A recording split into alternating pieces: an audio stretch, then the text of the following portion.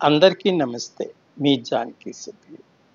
ఈరోజు నేను pure coconut oil అంటే కొబ్బరి నూనె తాగడానికి గానీ, వంట చేసుకోవడానికి గానీ, ఒంటికి రాసుకోవడానికి గానీ, దేవుడికి పెట్టడానికి గానీ, ఎలా తీసుకోవాలో కొబ్బరికాయలతో కొబ్బరి నూనె ఎలా తయారు చేసుకోవాలో చెప్తాను. మీది ఒకటి బుర్ర తక్కువ బుర్రలు కదా!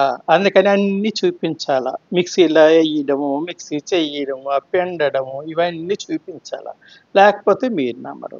కాబట్టి నేను ఒక ముదారుగా ఉన్న ఒక చిన్న కొబ్బరికాయ తీసుకున్నాను. తీసుకొని దాన్ని మిక్సీలో వేసి 2, 3 సార్లు నీళ్ళు వేసి ఆ పాలుని తీసాననమాట. పాలుని తీసి ఇలాంటిదుంటది కదా!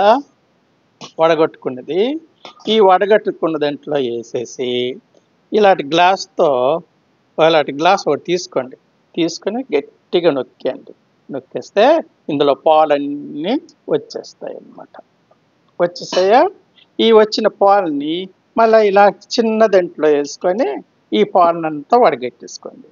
వడగట్టేసుకుంటే మీరు 1కి 2 సార్లు ఈ విధంగా చేస్తే ఈ మొత్తంగా కోకోనట్ పాలు, కొబ్బరి పాలు వచ్చేస్తాయన్నమాట.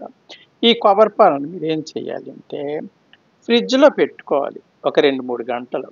ఫ్రిడ్జ్‌లో పెట్టుకుంటే కొబ్బరి పైకి తేలిపోద్ది. నీళ్ళు కిందకొచ్చేస్తాయన్నమాట. అంటే కొబ్బరి పాలల్లో ఉన్న కొవ్వంతా బయటకొచ్చేస్తది. కిందకి నీళ్ళకెళ్ళిపోతాయి. దీన్ని ఇప్పుడు నేను ఫ్రిడ్జ్‌లో పెడతాను. చూపిస్తాను చూడండి. చూడండి ఇప్పుడు తీసాను కదా! ఈ కొబ్బరి పాలు. ఈ కొబ్బరి పాలనేమో ఫ్రిడ్జ్‌లో పెట్టేస్తున్నానన్నమాట. ఇలా పెట్టేసి ఒక 2 గంటలు మీరు 2, 3 గంటలు దాన్ని వదిలేస్తే కొబ్బరంతా బయటికి లెగుస్తుంది. నీళ్ళన్నీ కిందకి దిగిపోతాయి. దిగిపోయిన తర్వాత అప్పుడు మీరు